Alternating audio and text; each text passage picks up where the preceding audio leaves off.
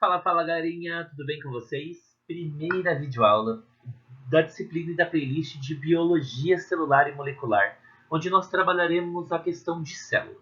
E a gente vai desvendar todos os aspectos principais e mais importantes que você tem que saber para você se preparar bem e ir com nota 10 e aprovar em todas as universidades públicas, estaduais e federais que você tem aí como meta.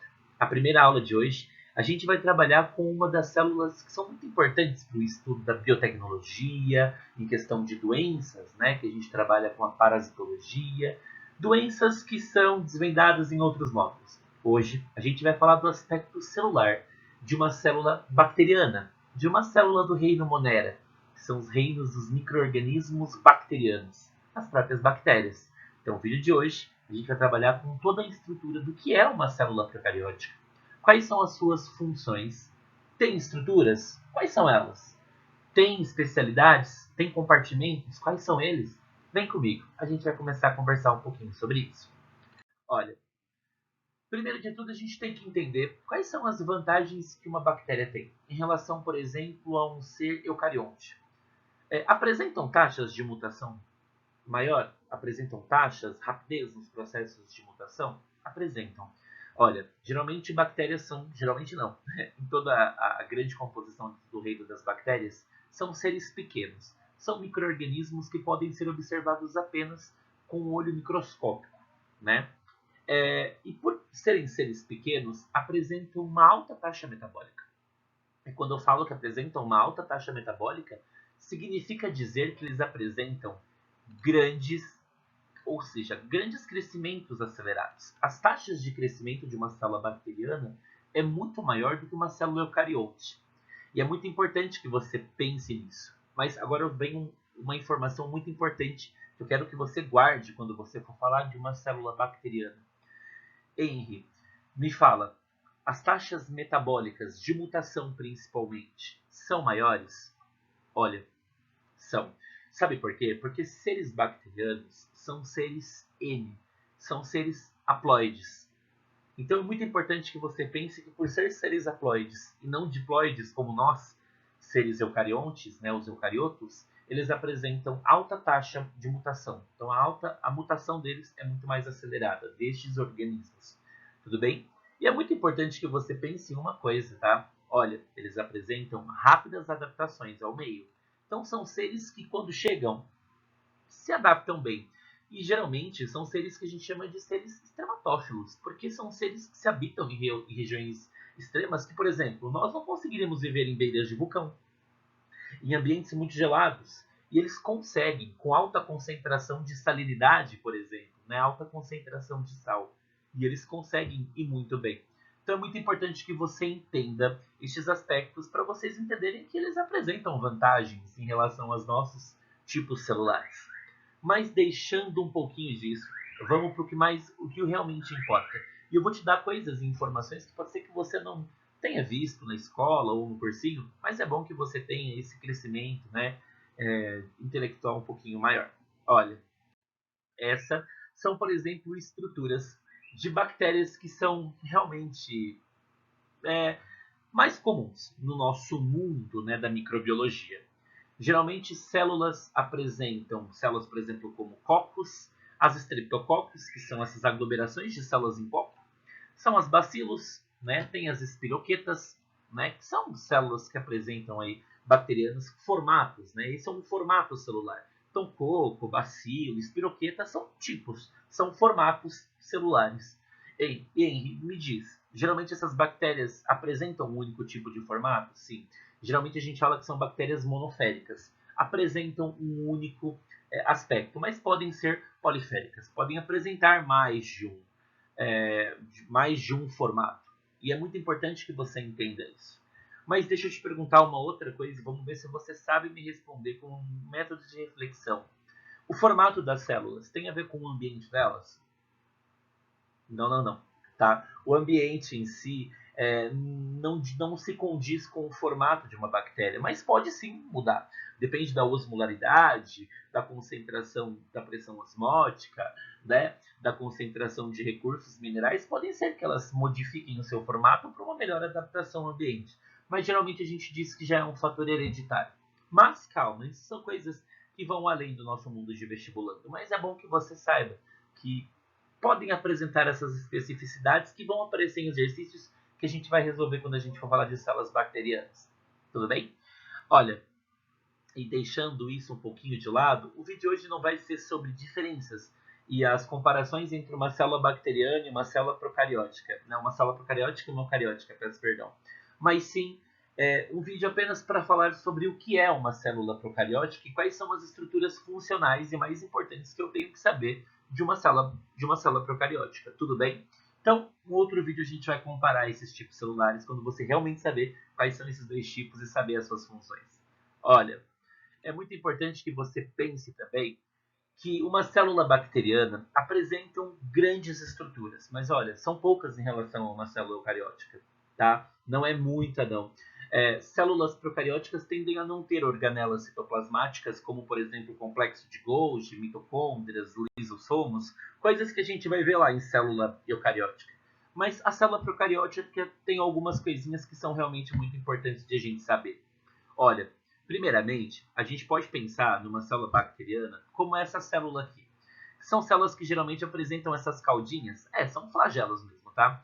São flagelos que a gente vai entender um pouquinho como aquele flagelo da espermatozoide, lá nos processos de fecundação, e a gente vai saber o que é esse flagelo. Mas calma aí.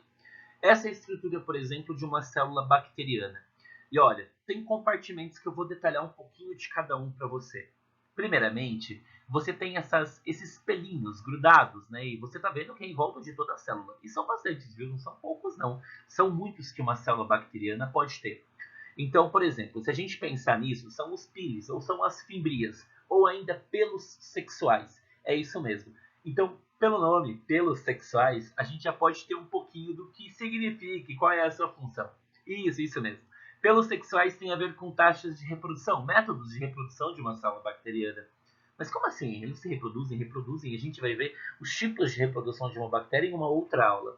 Mas só para você saber, as piles ou as fimbrias, eles têm os processos de adesão. Adesão com uma outra célula, uma célula vizinha, processos de troca e tudo mais, que, por exemplo, é um caso de transferência de DNA, que eu vou dar só um spoiler, é um caso típico no processo de conjugação, que é o método de reprodução de uma bactéria. Mas é importante você saber que as piles ou as fimbrias são menores que o flagelo, então você percebe que eles são menores que o flagelo, não dá para confundir. Os flagelos, geralmente, eles são mais alongados, eles são maiores em relação aos piles e às fimbrias. Então, é muito importante que você tenha essa noção de que eles têm essas duas funções.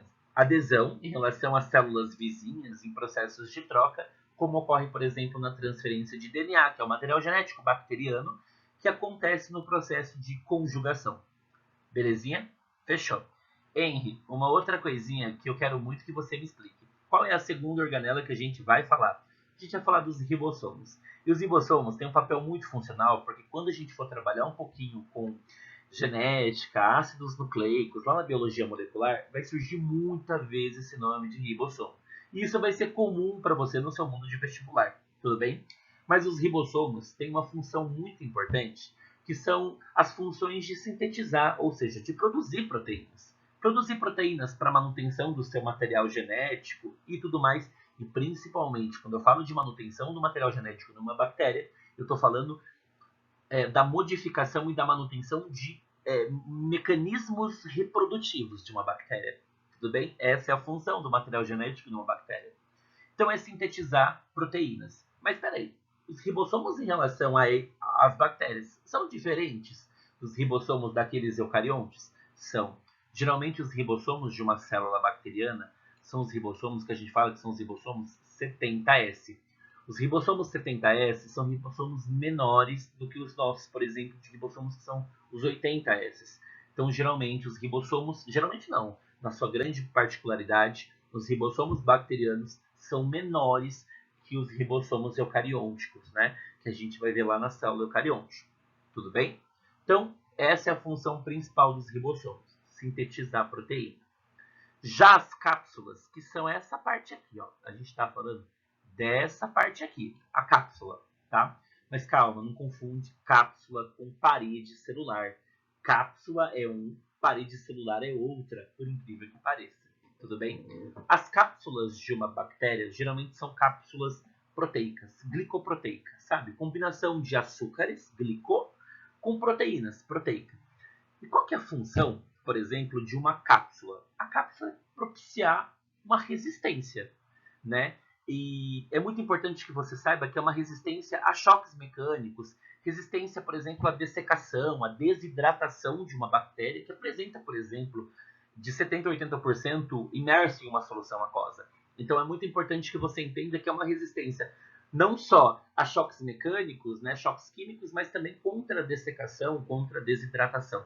E além disso, é antifagocítica. Então não faz com que ela possa sofrer, por exemplo, um processo de morte celular, rompimento, lise celular em si. E fagocitose, né? Então é antifagocítica, ser fagocitada por algum outro organismo. E também auxilia no processo de adesão junto com as fimbrias, né? Com os pelos sexuais. Tudo bem?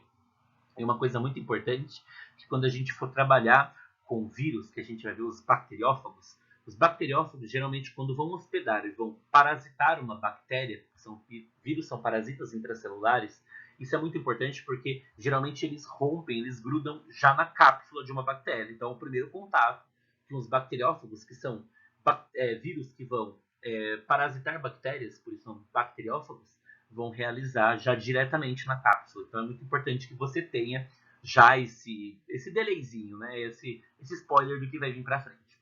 Tudo bem? Uma outra coisa muito importante que você tem que saber é da parede celular de uma bactéria. E quando a gente fala de parede celular de uma bactéria, o segundo vídeo, quando eu for falar de células bacterianas como um todo, em particularidades, a gente vai ver que existem bactérias, quando a gente classifica em relação à parede celular, como gram-positivas e gram-negativas. Umas colorem como violeta, outra azul, umas apresentam uma camada mais espessa, outra mais uma camada mais fina, mas calma, isso é assunto para uma próxima aula. Não encuca não. Então, geralmente, quando a gente fala de parede celular, a função principal dessa parede celular é dar formato à célula, né? Então, é uma função muito importante, dar, né, formato à célula. Outra coisa também muito importante, que auxilia muito, é no processo de divisão celular, nos métodos reprodutivos de uma bactéria. E, além disso, também auxilia nos processos de resistência em conjunto com a cápsula bacteriana. Tudo bem? Importante você saber de uma coisinha. Quando a gente fala de parede celular, lá em células vegetais, que são eucarióticas vegetais, eles também possuem parede celular. Mas calma, tem diferença? Tem muita, tá? Só para dar um spoiler. Células eucarióticas vegetais são células baseadas em celulose. Tudo bem? Aqui a gente tem uma sequência de aminoácidos que vão formar peptidoglicanos. Isso, peptidoglicanos mesmo. Eu vou disponibilizar depois um resuminho aqui na descrição do vídeo com tudo que eu falei na aula. E lá vai ter essa palavrinha bonitinha para você autenticar. É que como as minhas videoaulas são mais livres, não são regradas, e eu vou falando conforme as informações vão chegando para nós, então lá na descrição do vídeo essa palavra vai estar bonitinha, é muito importante que você saiba.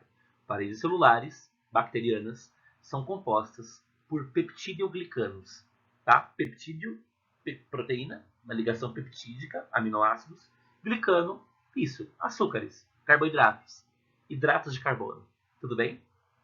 Então é muito importante que você saiba disso. Quando a gente fala de membrana plasmática, cara, a gente vai ter uma videoaula imensa sobre membrana plasmática, cortadas, para não ficar tão pesado. Mas membrana plasmática tem um papel muito importante em qualquer tipo de célula. E a função principal da membrana plasmática é ser o porteirão da célula, tá ligado? Tipo, ele vai falar, olha, não vai entrar, tipo, não tenho afinidade com essa substância, né? Eu tenho medo dela. Então, geralmente confundem substâncias hidrofílicas com hidrofóbicas. Então, ela faz esse pareamento. Olha, não vai entrar essa substância, vai entrar essa substância. Então, geralmente é muito importante que você tenha já essa caracterização muito vislumbre, tá? Então, essa parte da membrana plasmática aqui, que é a membrana mais interna, tá? Então, a gente tem a cápsula, que é a primeira, que é essa daqui. Pós-cápsula, eu tenho parede celular. E pós-parede celular, eu tenho a membrana, tá? Então, cápsula, depois da cápsula, parede, depois da parede, membrana. Então, a membrana plasmática, quando eu falei para vocês que é porteiro, ela tem a função de permeabilidade seletiva. Ela deixa ou não deixa substâncias passarem. Então, uma permeabilidade, tipo, olha, não vai entrar porque não dá, olha, tô precisando disso, então você entra. Então é um porteirão, tá ligado? É muito importante que você saiba disso. E uma outra coisa muito importante, que quando você vê uma membrana plasmática, em um microscópio, você vai ver que tem um monte de porinhos, sabe? Tipo, proteínas, que a gente chama de proteínas integrais. Ela dá esse suporte para essas proteínas integrais. E quando a gente falar de transporte de membrana plasmática, você vai ver que essas proteínas integrais, o papel principal dela é fazer o quê? É transportar a substância. Tá ligado? Então essas proteínas integrais a gente chama de proteínas carreadoras, proteínas de transporte, proteínas transportadoras. Quem suporta essas proteínas transportadoras? A membrana plasmática. Tudo bem? Então, permeabilidade seletiva e suporte. Showzinho de bola? Deixa eu dar uma apagada aqui para não ficar tão confuso para você. Belezinha? Em relação ao citoplasma, citoplasma é a região onde fica tudo, né? Fica material genético, fica mesossomo, fica plasmídio, né? Fica os ribossomos aderidos, então fica tudo ali dentro, sabe? Então, água, né? Recursos nutritivos para a bactéria, tudo bem? Então é muito importante que você saiba disso. Citoplasma é a região onde fica tudo imerso, fica tudo jogado, tá? E é muito importante que você saiba uma coisa, que, tipo, já que eu tô falando de citoplasma, cara, eu já vou te detalhar uma coisa. Você tá percebendo esse negocinho, esse emaranhado de coisas azuis aqui? Olha, é isso daqui mesmo, ó, que eu tô te mostrando aqui, ó, de canetão vermelho. Essa parte aqui, espiralada, você fica olhando e você fala, pô, o que que é isso, mano? Isso daí é o material genético de uma bactéria. Isso é o DNA mesmo de uma bactéria. Tudo bem? Então, isso é o material genético de uma bactéria. E você percebe? Você está percebendo uma coisa?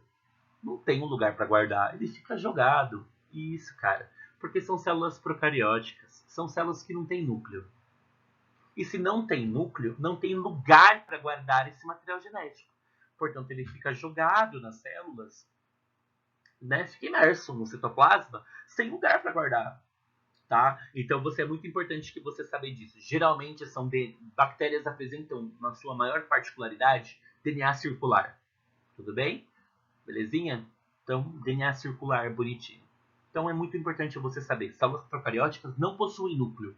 Portanto, não tem lugar para guardar o material genético delas. Então fica jogadinho aí no material genético. Dá no citoplasma, peço perdão. Por isso, né, a gente vai analisando outras estruturas e a gente percebe que a gente chegou aqui no flagelo. Opa, peraí. Os flagelos, e lembra que eu falei, né? Flagelos não dá para confundir com fimbrias porque os flagelos são maiores, tá? Você percebe que aqui já possuem 3 flagelos, né? Então, geralmente bactérias apresentam 1, 2, 3 flagelos, tá? Mas o flagelo nada mais do que a função de promover a mobilidade de uma célula bacteriana.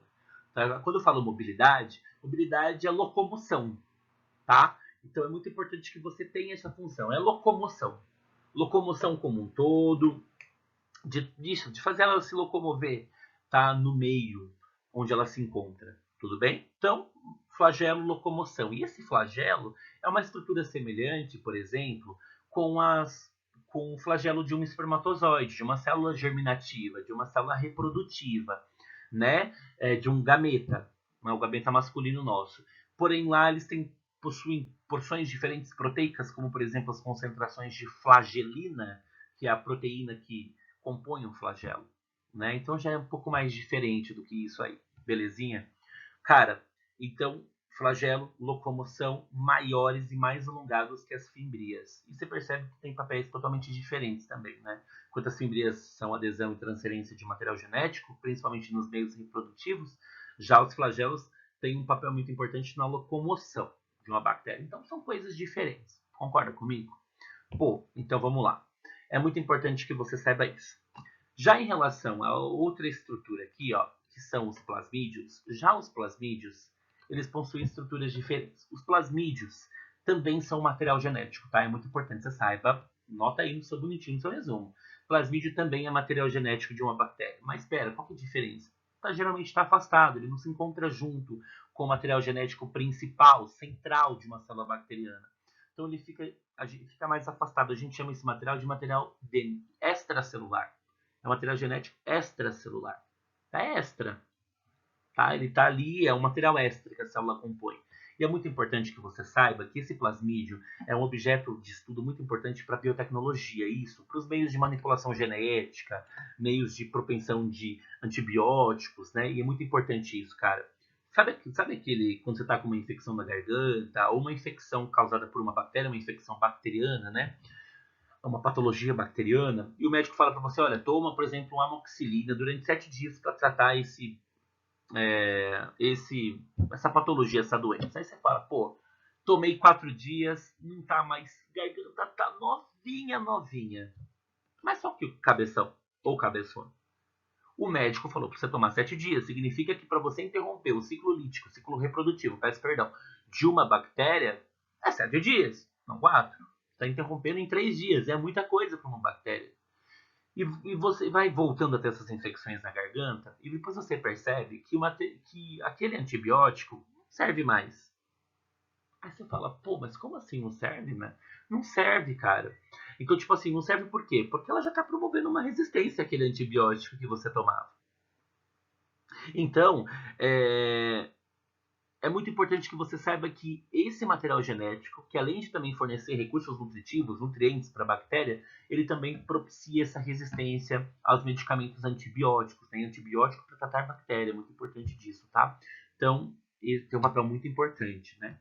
Já o nucleóide, como eu disse para vocês, é um material genético, como eu disse, extra, é material, né, jogado no citoplasma, material circular, um DNA circular, né?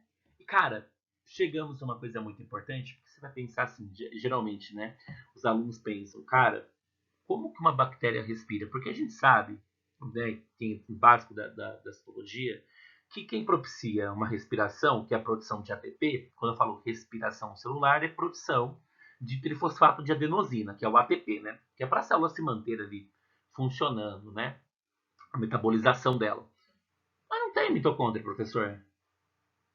Então respira. Respira, então ela vive do quê? Vive de Jeová? Aí você não é assim, pô. Cara, então, esses mesossomos são invaginações da membrana plasmática, tá ligado? São invaginações que vão possuir vesículas de gás. Então, se eu falo vesícula de gás, essas vesículas gasosas propiciam as trocas entre os gases. E essa troca gasosa é que vai fazer a respiração celular, que é a produção de energia. Tudo bem? Então, esses mesossomos que ficam invaginados na membrana, tá vendo essas invaginações aqui, ó? Essas invaginações membranosas são os mesossomos. Então, é uma invaginação e possui vesículas de gás. Essas vesículas gasosas fazem as trocas gasosas e vão produzir o ATP, que é o trifosfato de adenosina, para a célula respirar. E se respira, produz energia, mantém a célula bem. E além disso, tem um papel muito importante também no processo de fotossíntese. É isso aí, tem células bacterianas que fazem a fotossíntese. A gente chama de células fotossintetizantes, né? Então, no reino nos domínios, né, das arqueias, né, da bactéria, no reino Monera, possuem aí micro-organismos, as cianobactérias, por exemplo, que possuem aí pigmentos, né, que propiciam a fotossíntese. Então, os mesossomos têm esse papel muito importante também na manutenção fotossintética, né, dessa bactéria. Tudo bem? Então, é muito importante que você saiba isso. Se você restou alguma dúvida, cara, faz essa perguntinha aqui para mim aqui embaixo. Pode ter certeza que a hora que chegar e eu já estiver ali, eu já respondo de cara, te mando um artigo para você aprofundar um estudo sobre alguma coisa que você ficou com dúvida ou você ficou interessado. Tamo aí para isso, belezinha? Esse vídeo, ele ficou um pouquinho longo e vai ser vídeos assim que eu vou propiciar. Mas aí você pode ir pulando, você pode assistir inteiro, que você está perdendo nenhuma coisa, porque eu realmente aprofundo em coisas que são muito importantes e propiciam uma reflexão crítica que é muito importante para quem vai prestar FUVEST, Unicamp, Unesp, ITA, né, vai prestar federais, vai prestar particulares que são mais, que possuem, né, uma grande taxa de concorrência, e para o Enemzão, claro. Né, o Enemzão, Exame Nacional de Ensino Médio, que a gente vai te preparar aí nesse ano maravilhosamente bem. Tudo bem? Cara, se você gostou do vídeo e você se sentiu ajudado, ajuda outras pessoas também. Mas peraí, como que eu ajudo? Compartilhando com o teu colega de classe, com o teu brother, com a tua sister, né? Curtindo, compartilhando, se inscrevendo no canal, ativando o sininho para receber vídeos quentinhos saindo do forno para você. Esse é o papel do meu canal, democratizar a educação, não cobrar nada e te trazer uma educação de qualidade para que você que tem ou não, o que você tem ou não tenha condição, tenha aí alicerce para prestar uma prova tranquilona. Belezinha? Vai ter um vídeo onde a gente vai responder exercícios de célula bacteriana. E lá a gente vai detalhar coisas que podem ser que na aula não ficou tão claro e a gente vai aprofundando aí dentro os nossos momentos. Tudo bem? Ei, fica com Deus, espero que você tenha gostado. Tamo junto. Precisando de mim? Tamo aí. Manda uma mensagem para mim aqui, deixa seu comentário aqui que a gente vai conversando. Tudo bem? Tamo junto. Muito obrigado e até mais.